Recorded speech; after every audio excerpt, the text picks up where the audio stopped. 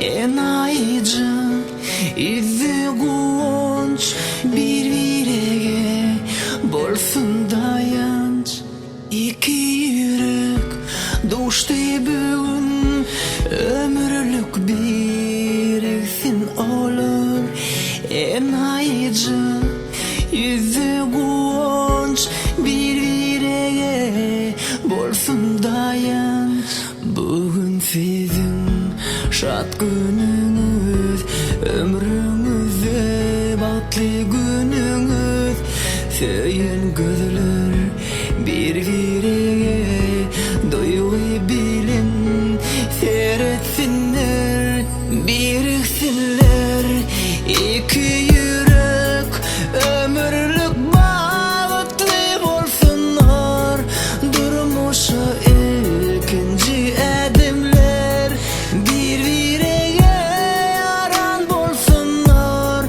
ene ata bulunsunlar olur size bağtarzu etsinler seni seven aşık yiğit ömürlük yaranın bolsun seni seven aşık güzel ömürlük ve pali bolsun.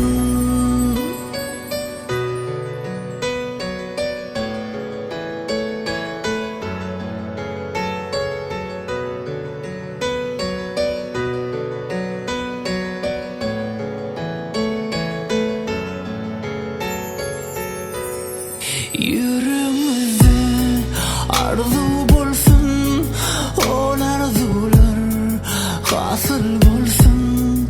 Yüreğimizde arzu bolsun, ol arzular hasıl bolsun.